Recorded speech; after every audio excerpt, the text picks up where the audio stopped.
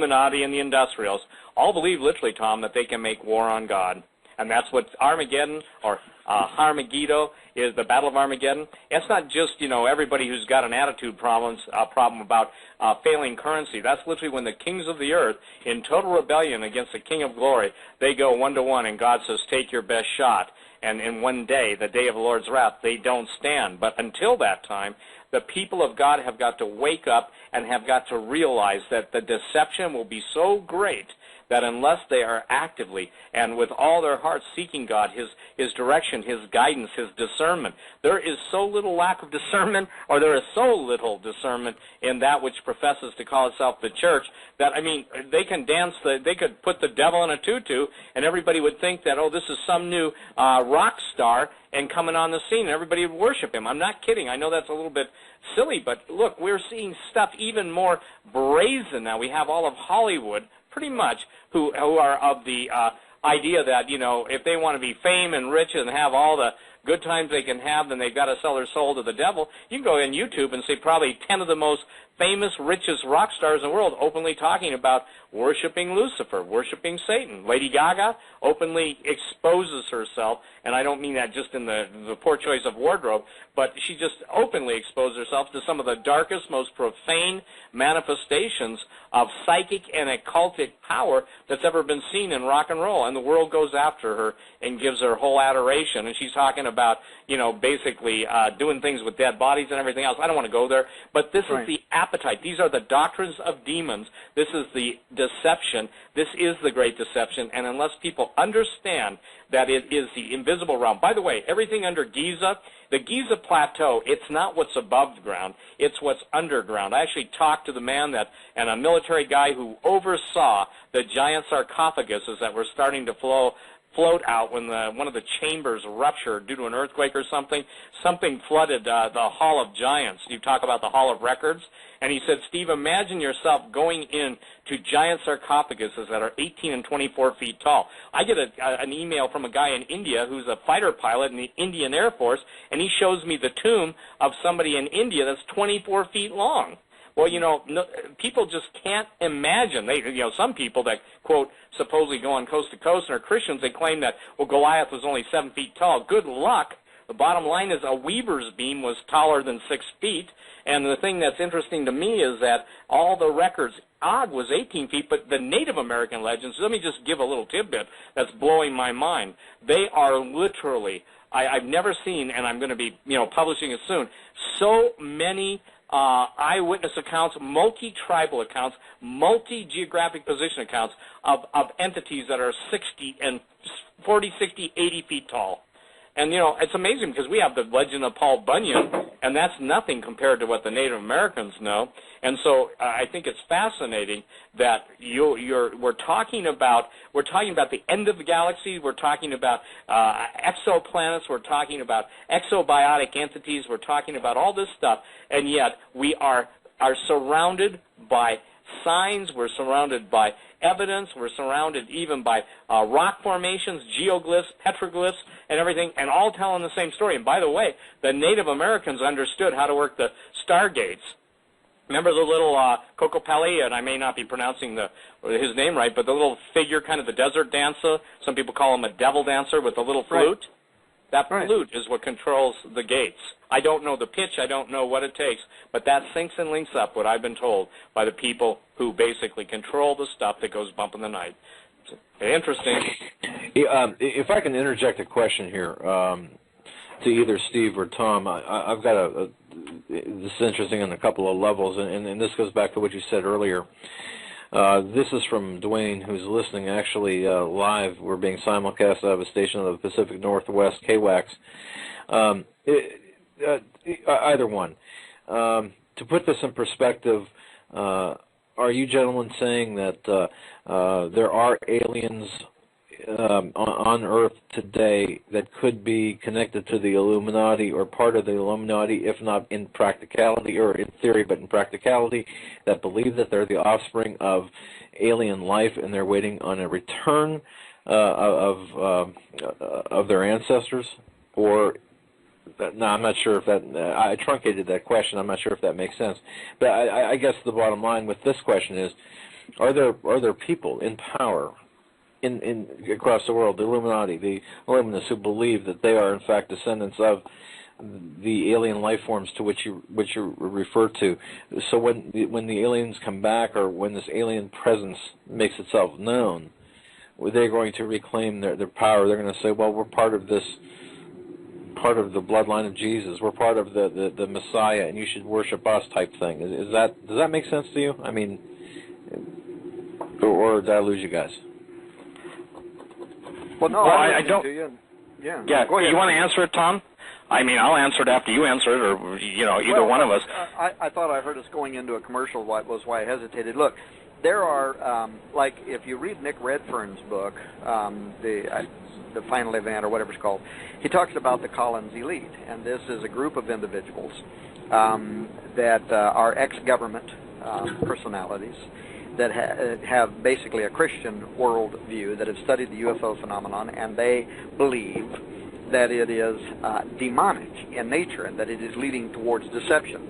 In fact, I'm supposed to get a sit-down with a member of the Collins elite, and we're going to be talking about that too in our research. But I asked Nick Pope, the former director for the Military of Defense out of Britain, who ran their UFO investigation department for many years. I asked him if he was familiar with the Collins elite that Nick Redfern talks about, and whether there was anything in the United Kingdom like that. And I'm going to publish what he told me in the book. It's too much for me to cite right here, right now.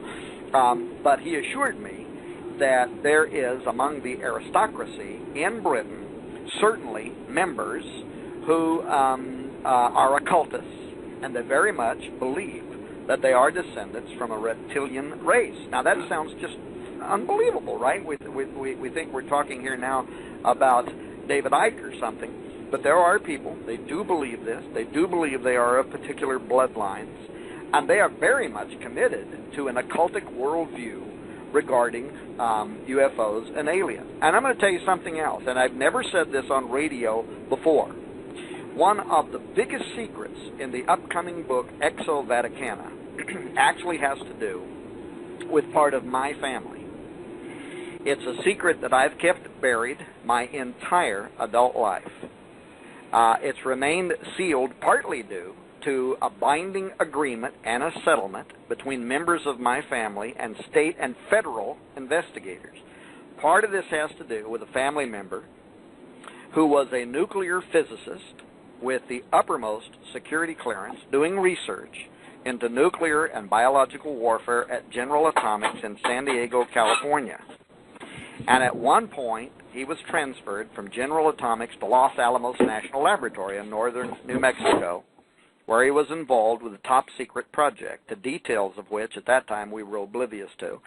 Of course, that's the same facility that was founded during World War II as a covert laboratory to coordinate the Manhattan Project, right? The Allied undertaking to develop the first nuclear weapons. But more sinisterly, that site's been connected to alleged secret alien underground facilities beneath the Archuleta Mesa on the New Mexico border near Dulce, to genetic experiments on humans, to UFOs, even to 5 alien bodies, extraterrestrial biological entities that were recovered according to the story in 1947 from Roswell and were purportedly sent to a safe house there at Los Alamos. In any case, it was during that time, while this member of my family was conducting top-secret research for the U.S. government at Los Alamos, that one night after he came home, he got drunk and under the influence of alcohol started talking about the laboratory where he was working, including information in how it was involved with the so-called alien agenda. And he started bragging about stuff that I'm not going to discuss on this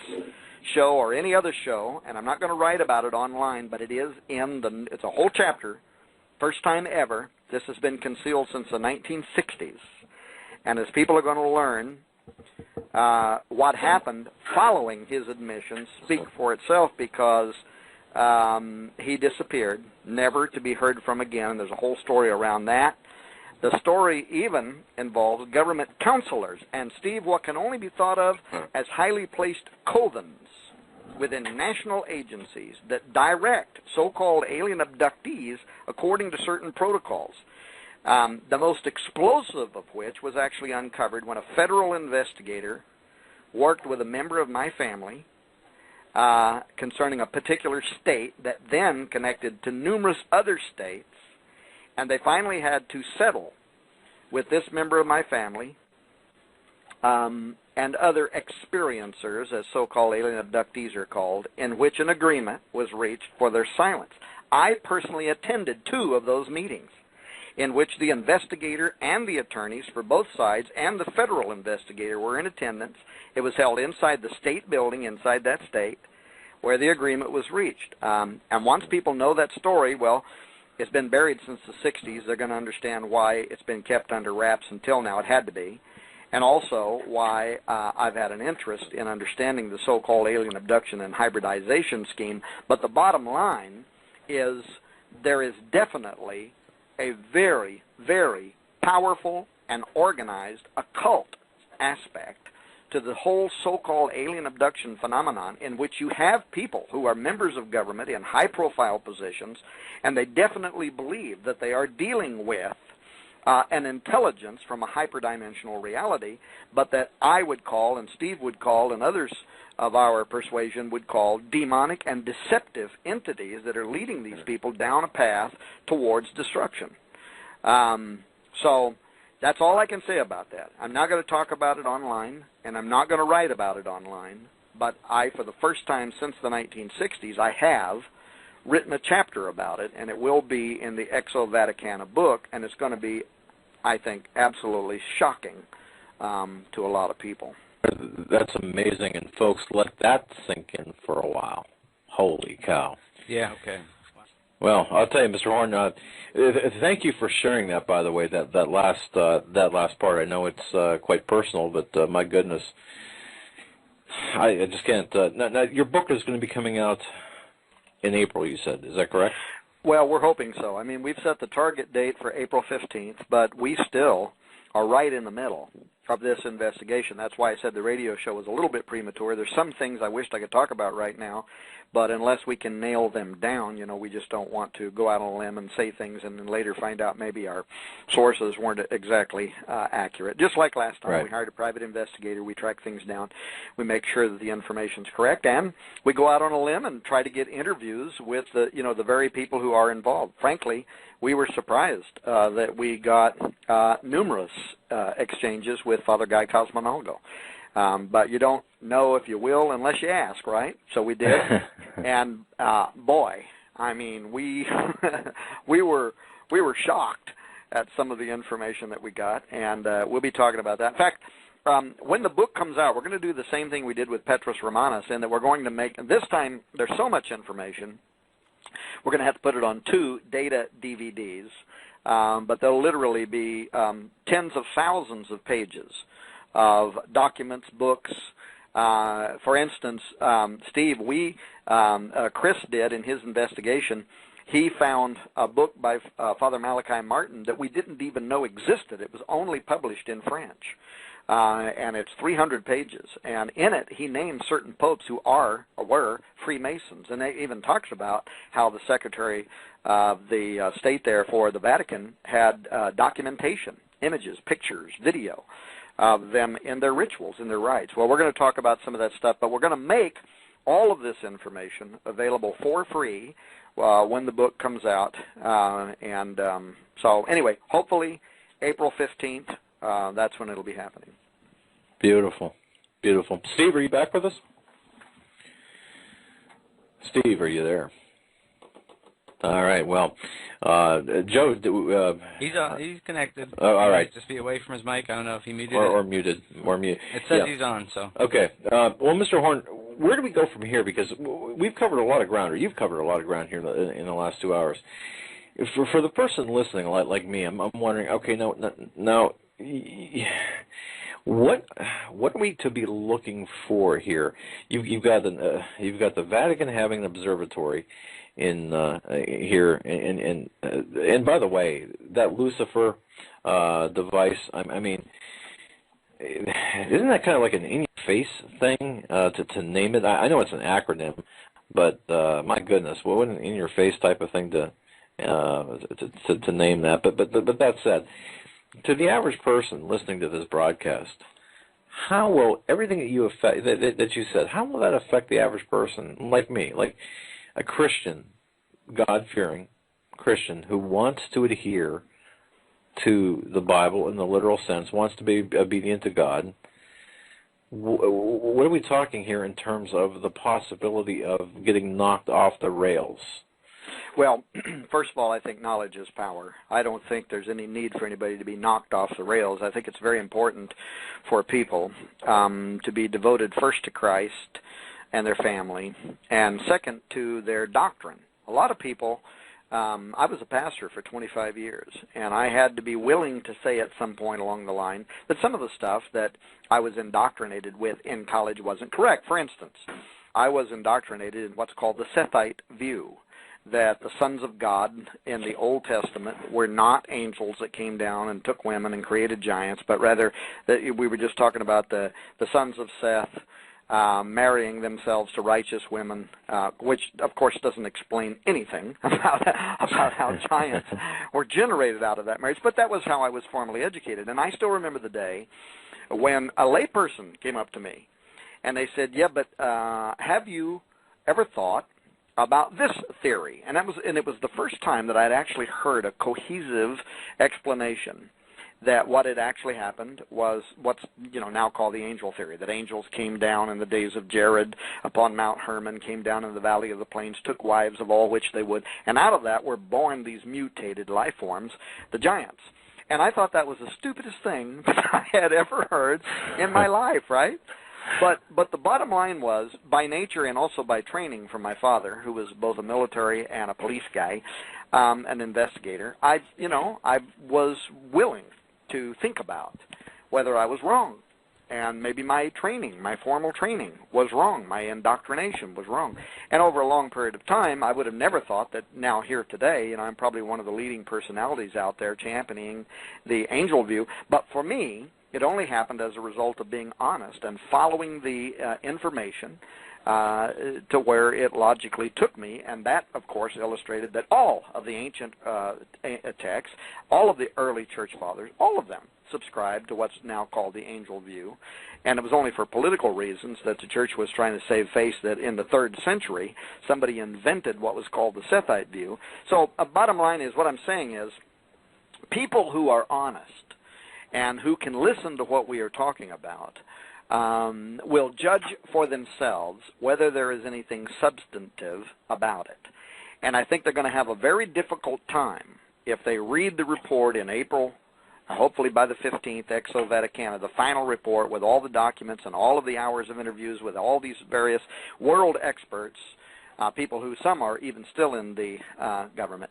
I think they're going to have a very difficult time dismissing that there is something unusual going on, and part of it is at Mount Graham with that. When we went to that, by the way, we went with questions, and we didn't go with preconceived answers. We went with questions concerning high-level Vatican astronomers and what they had been discussing with media in recent years. Comments like Jesuit priest Guy Cosmonologo, who later gave us an interview, a leading astronomer. He turns up in media as a spokesman for the Vatican all the time. He works at NASA. He's taught at Harvard and MIT. He currently splits his time between the Vatican Observatory and Laboratory, the Spacola Vaticana, which is the headquarters, the summer resident of the Pope, in Castel Gandolfo, Italy, where he's over the Pope's asteroid collection. He splits his time between there and Mount Graham in Arizona, and over the last few years, he has been focusing so much time and effort in an attempt to reconcile science and religion in public forums, but specifically as it relates to the subject of extraterrestrial life and its potential impact on the future of faith. And so as a result of that, we contacted him. He agreed to be interviewed via the internet from Rome. I will tell you that once he knew what we wanted to examine, that after giving us a whole lot of information, he then started keeping really short, if not altogether evasive, his answers. But on the upside, he was gracious enough to send us a copy of a private PDF, and it's a gold mine. of what he and the Vatican are considering regarding the ramifications of astrobiology, specifically the disclosure of advanced extraterrestrial life. We are, by the way, also going to make that PDF available for free. But in it, he talks about how societies are going to look to the aliens soon to be the saviors of humankind. And then to illustrate that, the theological soundness of that possibility, he argues what I was talking to Steve about a moment ago, that humans are not the only intelligent beings that God's created. Non-human life forms, he says, are described in the Bible. And then to illustrate the kind of aliens that we're going to be in contact with, he references the Nephilim. And we will provide all of his quotes, everything that he said.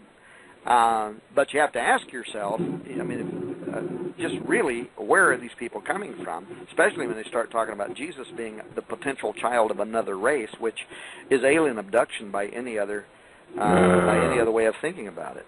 The bottom line is there are Vatican scholars, not all of them, but the ones we talk to that are dealing with astrobiology, that believe that Jesus may have been the star child of an alien race, that the virgin birth in reality might have been an alien abduction. Now, they might not use that language, but all you have to do is read what they're saying. That's exactly what they're saying. She was impregnated by E.T. She gave birth to a hybrid Jesus.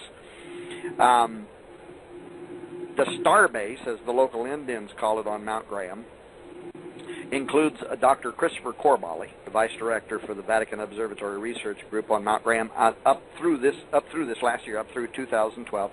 He says that our image of God is going to have to change when disclosure of alien life is made and confirmed by scientists, including the need to evolve from the concept of an anthropocentric God into a broader entity, meaning the Earth is not special, humans are not special. There's intelligent life all over the universe, some of them morally superior to us, and God is the broad entity that created all of them, and they're going to come here. They are going to teach us a better way. Vatican Observatory Director Father Jose Funes. He's also been in the news. You can Google this stuff where he's talking about our brother, but he says that they are going to confirm the true faith of Christianity and the dominion of Rome. In fact, when the El Observatorio Romano, which is a Vatican-owned newspaper, doesn't publish anything that the Vatican doesn't prove, when they asked him what he meant by that, he said, how can we rule out that life has developed elsewhere? And just as we consider earthly creatures as brothers and sisters, we would consider them as extraterrestrial brothers. They're part of creation. And believing in the existence of such is not a contradiction to Catholic doctrine. In other words, definitely going to be a contradiction to guys like Tom Horn, Steve Quayle, probably Doug and Joe Hagman, but not the Catholic doctrine. So they really are positioning themselves to be the answer source for the world's religious communities when official disclosure is made. Now, they're either putting themselves in that position because they know something we don't know, or they're putting themselves in that position because they suspect something that we don't know. Well, may I answer? Yeah, hey, Tom. Of course, they not only know, they have their own. How do I say this? And this is coming from the guys. Two of them are dead now, but for what it's worth, the equivalent of your former guy used to talk to. Okay. But they said the Vatican has their own, and it's not just the Vatican. Let's make this clear. The Protestants, some of the people you see in the highest non-Catholic positions in the world are, I'm just saying this, you need rowdy Piper glasses to see, and if you guys finally figure it out that the Democrats and the Republicans and all of those entities that you're seeing basically trying to take your ability to defend yourself against what's coming.